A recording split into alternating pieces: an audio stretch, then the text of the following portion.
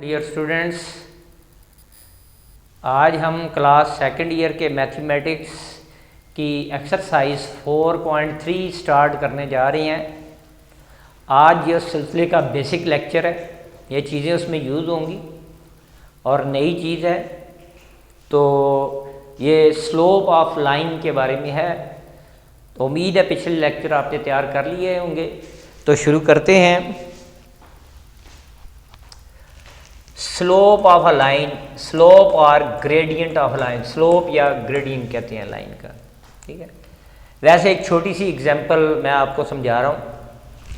अगर आप देखें कभी पार्क में गए हो तो बच्चों की स्लाइड होती है एक, ठीक है। यहाँ से वो इस तरफ से वो स्टेयर्स लगी होती हैं, ऊपर चढ़ते हैं, यहाँ पे आके वो इससे नीचे स्लाइड करते हैं, ठीक है। ये समझ लें टॉप है और ये क्या है, बॉटम है।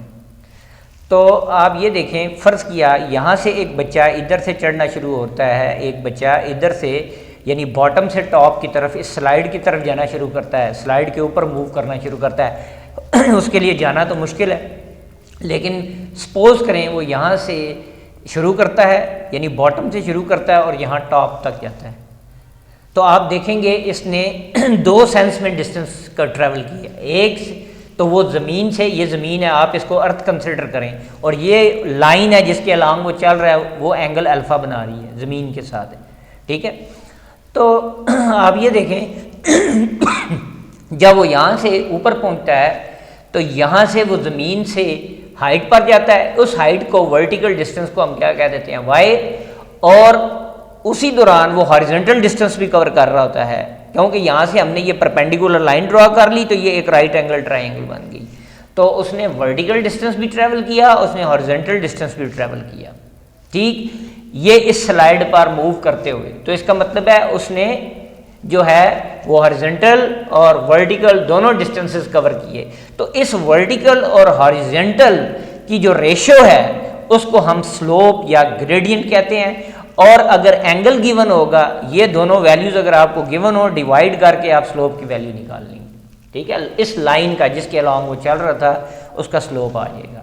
या अगर आपको ये दोनों नहीं गिवन होती, वर्टिकल डिस्टेंस और हॉरिजॉन्टल डिस्टेंस आपको नहीं पता होता, सिर्फ आपको इंक्लिनेशन, इसे कहते हैं इंक्लिनेशन, जो लाइन जो है वो एक्सिस के साथ, इसको आप ज़मीन को एक्स एक्सिस कंसिडर कर दें। आगे मैंने वो फिगर बनाई भी है, मैं बता भी देता हूँ, बल्कि इधर ही मैं दोबारा से एक्सिस बना के बताता हूँ।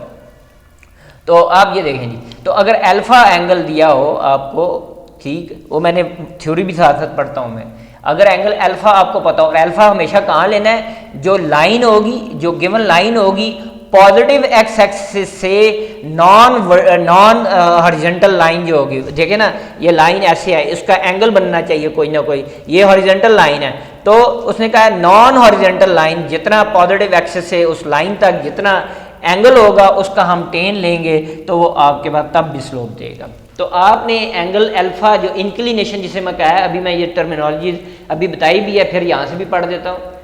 तो वेयर एंगल अल्फ़ा, अल्फ़ा जो है वो ग्रेटर देन 0 होगा और लेस देन 180 होगा। इसका मतलब है स्लोप आपका या पॉजिटिव होगा या नेगेटिव होगा, ठीक है। लाइन का, एक लाइन का स्लोप या एक वक्त में पॉजिटिव होगा या नेगेटिव होगा, वो एंगल की वैल्यू पे डिपेंड करता है। और अल्फ़ा कहाँ से कहाँ लेंगे, 0 से ग्रेटर, 180 से लेस लेंगे एंगल। तो स्लोप या पॉजिटिव होगा या फर्स्ट क्वाड्रेंट में होगा या सेकंड क्वाड्रेंट में होगा, ठीक है। तो where angle alpha, alpha is greater than 0 and less than 180 measure in anti clockwise direction, और एंगल आपने हमेशा एंटी क्लॉकवाइज डायरेक्शन में मेजर करना है। अगर मैं यहाँ पर एक फिगर बनाता हूँ, इधर चले मैं बनाता हूँ, फर्ज किया ये एक्सिस है, ये एक्स है, ये एक्स डैश है, ये वाई है, ये वाई डैश है, और यन एक लाइन है, फर्ज किया ये ऐसे जा रही है, ये लाइन ऐसे है, ये लाइन एल है, ये एंगल अल्फ़ा बना रहा है, अल्फ़ा। पॉजिटिव एक्स एक्सिस, ये पॉजिटिव एक्स एक्सिस है, ये नेगेटिव है। Positive X axis to non horizontal line, जहां पर भी फर्ज किया यहाँ होती, अगर ये इधर होगी तो एंगल यहाँ से यहाँ हो जाएगा, ये मेजर होगा, ठीक है। अगर फर्ज किया लाइन इधर हो तो एंगल कहाँ से कहाँ मेजर होगा, ये इधर कट कर रहा है तो यहाँ से यहाँ तक एंगल मेजर होगा, ठीक है। तो ये जो है पॉजिटिव एक्स एक्सिस से नॉन हॉरिजेंटल लाइन तक ये जो होगा वो आपका इंक्लिनेशन कहलाएगा। यही नीचे लिखा हुआ है, where angle alpha is greater than 0 less than 180 measure in anti clockwise direction, ठीक है, from positive X axis to non horizontal straight line. ये नॉन हॉरिजेंटल स्ट्रेट लाइन थी, ठीक है। L is called inclination of line L, उसको inclination of line L कहते हैं, ठीक है। अब नीचे बात, अब ये तो था 0 और 180 पे, ठीक है। तो देखें, if a line L is parallel to X axis, ऐसी लाइन आ जाती है जो एक्स एक्सिस के, ये एक्स एक्सिस उसके पैरेलल हो जाती है, तो इसका मतलब है इसका इंक्लिनेशन अल्फा जो है लाइन का वो 0 हो गया, कोई एंगल नहीं बना रही एक्स एक्सिस के साथ, पॉजिटिव एक्स एक्सिस के साथ। तो if a line L is parallel to X axis then alpha is equal to 0 degree. तो एम फार्मूला होता है स्लोप निकालने का, अगर एंगल आपको गिवन हो तो M is equal to tan of alpha, तो अल्फा की जगह आपने 0 डिग्री रख दिया, तो टेन 0 0 होता है, कैलकुलेटर पे आप वैल्यू चेक कर सकते हैं, तो m की वैल्यू 0 आ गई आपके पास। सो स्लोप इज 0, टेन 0 0 होता है तो स्लोप 0। तो आपने याद रख लेना है जब लाइन x एक्सिस के पैरेलल होगी तो स्लोप 0 होता है, क्योंकि एंगल अल्फा जो इंक्लिनेशन होगा वो 0 हो जाएगा। If a line l is perpendicular to x axis, या कह लें पैरेलल टू y एक्सिस, अगर एक लाइन जो है वो x एक्सिस पे परपेंडिकुलर है, परपेंडिकुलर का मतलब है लाइन 90 का एंगल बनाती है, यानी इस केस में मैं यहाँ फिगर बना रहा हूँ, ये इस केस में ये एक्सिस हो गया आपके x डैश y डैश, तो लाइन पैरेलल है x एक्सिस के, बेशक नीचे हो या ये फर्ज किया ये लाइन है, ये पैरेलल है, तो अल्फा यहाँ पे क्या हो जाएगा, अल्फा इज इक्वल टू 0 हो गया, तो स्लोप 0 हो जाएगा लाइन जब एक्स एक्सिस के पैरेलल हो। अब जी, अब वो line, if a line L is perpendicular to X axis, ऐसी लाइन जो एक्स एक्सिस पे क्या होगी, परपेंडिकुलर होगी, ठीक है, तो उसका जो स्लोप होगा तो एंगल क्या लेंगे, alpha is equal to 90 degree, तो m is equal to tan of alpha, तो m is equal to tan of 90, तो टेन 90 अगर आप कैलकुलेटर पे लेंगे वो मैथ एरर आंसर देगा इन्फिनिटी या अनडिफाइंड से कहते हैं। इस केस में क्या हो जाएगा, ये अगर मैं एक्सिस बनाऊं, ये एक्सिस बनाऊं, तो लाइन समझ लें ये लाइन है, ये एल है, तो अब ये एंगल जो है ये कितने का था, अल्फा कितने का हो गया, अल्फा आपका 90 डिग्री हो जाएगा, क्योंकि इंक्लिनेशन अब इसका 90 डिग्री है, तो 90 10 90 अनडिफाइंड होता है ये आपको। अब जी, ये मैंने पहले बात बताई है वो यहाँ मैंने लिख दिया है, इफ इंक्लिनेशन जो अल्फा है वो 0 से बड़ा और 90 से छोटा होगा then slope m is positive, तो स्लोप पॉजिटिव होता है, यानी टेन की वैल्यू 0 और 90 के दरमियान में पॉजिटिव होती है। अब जो ही एंगल अल्फा इंक्लिनेशन जो है वो 90 से बड़ा और 180 से छोटा हो जाएगा then slope m is negative, क्योंकि एंगल सेकंड क्वाड्रेंट में चला जाएगा, इसमें एंगल फर्स्ट क्वाड्रेंट में रहता है, तो फर्स्ट क्वाड्रेंट में टेन की वैल्यू पॉजिटिव होती है इस एंगल के दरमियान में, 0 और 90 डिग्री के दरमियान में। अब अगर 90 से बड़ा होगा 180 से छोटा होगा तो सेकंड क्वाड्रेंट में एंगल आ जाएगा अल्फा, तो 10 जो है वो सेकंड क्वाड्रेंट में नेगेटिव होता है, वो आपको पता है, तो इस वजह से स्लोप नेगेटिव हो जाएगा। या अब जी, अब slope of a line passing through 2 points, अगर एक लाइन है वो 2 पॉइंट में से पास करती है, फर्ज किया ये एक लाइन मैं ले लेता हूं, ये एक लाइन है एल, एक्सिस में लाइन एल है, एक पॉइंट है आपका P, इसको कह लिया x1 y1, एक पॉइंट कहीं है इसको कह दिया Q, इसको कह दिया x2 y2। तो अब ऐसी लाइन जो 2 पॉइंट में से पास करती है उसका स्लोप, ये सारे फार्मूले ड्राइव हुए हैं, तो डेरिवेशन हम अभी नहीं करते, सिर्फ फार्मूला को आप समझिए क्या होगा। अगर एक लाइन 2 पॉइंट्स में से पास करती है तो फिर उसका स्लोप कैसे निकलेगा, तो क्या होगा, ये 2 पॉइंट्स है P x1 y1 Q x2 y2, ये आपको दे देगा 2 पॉइंट्स, इनके कोऑर्डिनेट्स फर्ज क्या, ये 2 3 है, ये 7 10 है, तो इस तरह आप वैल्यूज पुट कर लेंगे। तो फार्मूला होगा m slope of l is equal to y2 minus y1, उसी सेंस को ऊपर रखना है, ये y कोऑर्डिनेट ऊपर x कोऑर्डिनेट नीचे, तो y2 minus y1 over x2 minus x1, ये आपका y2 होगा, ये y1 होगा, डिवाइडेड बाय x2 माइनस, यानी ऊपर y कोऑर्डिनेट्स का difference divided by x coordinates का जो डिफरेंस है, उनकी ये रेशियो होगी, उसे हम क्या कहेंगे, स्लोप कहेंगे, और वो tan अल्फा की इक्वल होगा। अगर आप इसकी वैल्यू ले लें, इधर tan इधर ले आए, तो tan इनवर्स बन के जो है, tan इनवर्स जो है वो जब निकालेंगे तो आपको इंक्लिनेशन भी मिल जाएगा।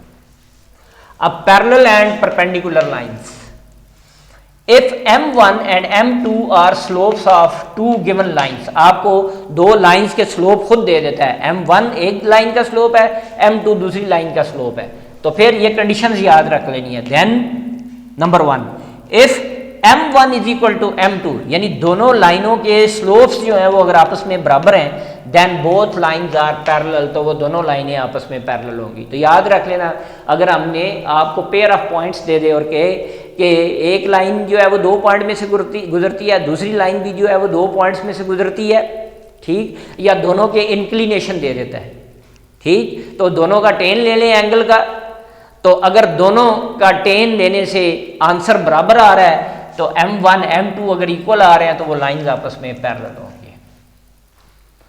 और अगर दोनों के स्लोप्स का प्रोडक्ट लें, यानी आपको m1 दिया हो, m2 दिया हो, दोनों को मल्टीप्लाई करने से अगर आंसर क्या आ रहा हो, -1 आ रहा हो, तो फिर लाइंस जो हैं वो परपेंडिकुलर होंगे, ठीक है। ये डिराइव्ड चीज़ें हैं, तो आपने ये सिर्फ कंडीशंस याद रख लेनी है ताकि हम क्वेश्चंस को सॉल्व कर सकें, ये आपने चीज़ें याद करनी है। आगे x and y intercepts of a line, एक लाइन के x या y इंटरसेप्ट्स हैं। तो इधर देखें, ये एक लाइन है, इसे हम L कह लेते हैं, L कह लेते हैं, L एक लाइन है, यहाँ ये L एक लाइन है, आप बिछा के इसे लाइन A भी पढ़ लें, कोई फर्क नहीं पड़ता। L एक लाइन है, वो x एक्सिस को कट करती है पॉइंट A पे, और उसके कोऑर्डिनेट्स हैं A और 0, यानी ये पॉइंट x एक्सिस पे लाई करता है, तो यहाँ पर यहाँ से यहाँ तक जो लेंथ होगी वो आपकी a है, तो इसका x कोऑर्डिनेट तो आपके पास नंबर होगा और y कोऑर्डिनेट 0 होगा, क्योंकि ये पॉइंट a जो था वो x एक्सिस के ऊपर लाई करता है। अब ये एक पॉइंट b है, इसी लाइन के ऊपर आ रहा है, लेकिन इस पॉइंट b की खास बात है कि ये y एक्सिस के ऊपर लाई करता है, तो इसका मतलब है लाइन जो है पॉइंट b पे कट कर रही है y एक्सिस को। तो अब यहाँ पर, तो यहाँ से अगर आप देखें ये पॉइंट y एक्सिस पे लाई कर रहा है, तो इसका x कोऑर्डिनेट 0 हो जाएगा, तो इस नंबर को हमने कह दिया b, तो यहाँ से मिले, यहाँ से यहाँ तक, ओरिजिन से यहाँ तक ये जो लेंथ है इसे b कह दिया, तो इसका x कोऑर्डिनेट 0 होगा और y कोऑर्डिनेट b होगा। तो अब इस सेंस में तो स्लोप आप इसी में पुट करके निकाल सकते हैं a b, ठीक है। तो लेकिन मैं सिर्फ इंटरसेप्ट समझाना चाह रहा हूँ, तो ये लाइन जो x एक्सिस पे कट कर रही थी, जो इसका x कोऑर्डिनेट होगा उसे हम x इंटरसेप्ट कहेंगे, x इंटरसेप्ट y 0 होगा, ठीक है। ऐसी लाइन जो x एक्सिस पे कट करेगी, ठीक है, ऐसी लाइन जो x एक्सिस पे कट करेगी उसका y इंटरसेप्ट 0 होगा और x इंटरसेप्ट कोई नंबर होगा यहाँ पर, तो यह then a is called x intercept and b is called y intercept. अब ये दूसरा पॉइंट था, यहाँ कट कर रही है, इसका x कोऑर्डिनेट 0 है, तो b पे कट, ये इसका y कोऑर्डिनेट है, तो ये इसका जो होगा y इंटरसेप्ट कहलाएगा जी, ठीक है। तो ऐसी लाइन, ठीक है, जो एक्सिस पे कट करती है, x एक्सिस और y एक्सिस पे उसके 2 पॉइंट्स हों, यानी ऐसे कह लें, ऐसी लाइन जिसके 2 पॉइंट्स जो हैं वो एक्सिस के ऊपर भी लाई कर रहे हों, x एक्सिस और y एक्सिस के ऊपर, और उस लाइन के ऊपर भी लाई कर रहे हों, तो उनके x इंटरसेप्ट जो होगा वो a कोई नंबर होगा यहाँ पे, उसका x कोऑर्डिनेट, उसको हम, उसके x कोऑर्डिनेट को हम क्या कहेंगे, x इंटरसेप्ट, और b पॉइंट जो लाइन का था वो y एक्सिस पे लाई कर रहा था, तो उसका जो y कोऑर्डिनेट होगा उसे हम y इंटरसेप्ट कहेंगे। ये आपने चीज़ें याद रख लेनी है। तो ये जो है ये आपने तैयार कर लेना है, ये बहुत ही बेसिक लेक्चर था और बहुत ज़रूरी लेक्चर था, इसी से रिलेटेड क्वेश्चन है।